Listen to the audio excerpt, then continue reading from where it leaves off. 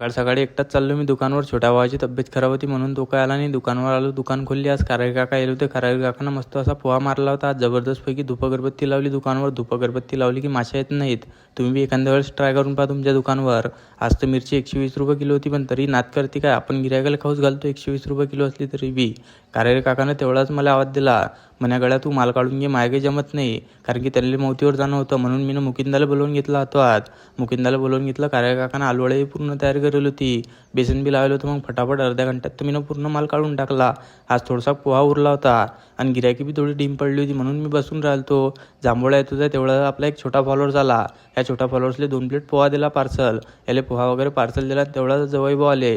जवळभाऊ म्हणत चला प्रत्येक भाऊ आपल्याला एक नवीन दुकानाची ओपनिंग करणं आहे, त्यासाठी आपल्याला सामान घ्यायला लागते. मग जवळभाऊची NS काढली आणि आलो गुड्डू सेटच्या दुकानावर. गुड्डू सेटच्या दुकानावर तुम्हाला होलसेल रेटमध्ये सगळं सामान भेटून जाते. सगळं सामान इथं होलसेल रेटमध्ये भेटते. जवळभाऊनं तर एवढं सगळं सामान काढलं. मग मीनं लय मोठं सामान काढलं. आपला बजेट लय मोठा आहे म्हटलं. मोठं एकदम जबरदस्तपैकी सामान काढलं. पूर्ण सामान एकदम पॅक बांधून घेतलं आणि गाडीत टाकून दिलं. मग आलतो मराठाच्यावर. अतिक्रमणामुळे दुकानाचे नकाशेच बदलले डायरेक्ट. इथे येऊन चहा घेतला, चहा वगैरे घेतला आणि मग काढली आपली NS काढून आणली डायरेक्ट पेट्रोल पंपावर.